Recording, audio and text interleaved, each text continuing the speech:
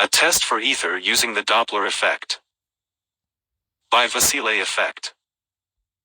The Doppler effect for sound is calculated using a set of equations, which differ for moving source and for moving observer.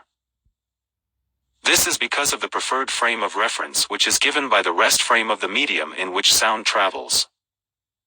Since the speed of the sound wave is relative to its medium or rest frame, the equation for moving source and stationary observer is not the same as the one for moving observer and stationary source. So the Doppler shift will be different in each case, and the shifted frequencies will not be the same. Moving source, F equals F.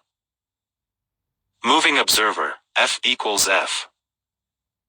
In the case of light, there is no such preferred frame of reference given by the medium, because Einstein removed the medium for light waves, which somehow became particles overnight. And the equation is basically the same for moving source and moving observer. So the Doppler shift is the same for both cases, i.e. the frequencies will be shifted exactly the same amount. But as far as I know, no one actually verified if this actually happens, and that the frequencies actually match. Which is not really scientific, to say the least. So I will experimentally prove that they don't match, because ether exists and Einstein's photon doesn't. The experiment which I propose is very simple.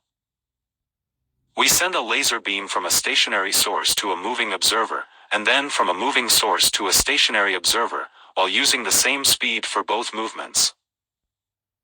We compare the frequencies, and if the frequencies received coincide, then there is no preferred frame of reference and ether does not exist, just like Einstein said. If they don't coincide, then there is a preferred frame of reference and ether exists, just like Maxwell, Fizeau, Lorentz, Tesla, Huygens, and most scientists before Einstein said. And when I say very simple, it's actually not that simple in practice because the devices used to measure the frequency of light are very big and hard to move. And the ones which are smaller, like Fabry-Perot interferometer, are not exactly accurate.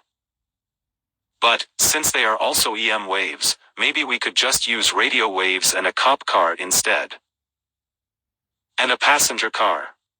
So first we place a radio wave detector in the stationary passenger car, which will show the exact frequency of the shifted radio wave emitted by the police car moving towards it at say 100 km/h. Then we move the passenger car towards the stationary police car at 100 km/h. And detect the frequency of the shifted radio wave emitted by the stationary police car. And then we compare the two frequencies, which in both cases are Doppler shifted. If they are the same, then Einstein was right and the preferred frame of reference for EM waves aka ether does not exist. If they're not the same, then ether exists and this experiment disproves Einstein once and for all.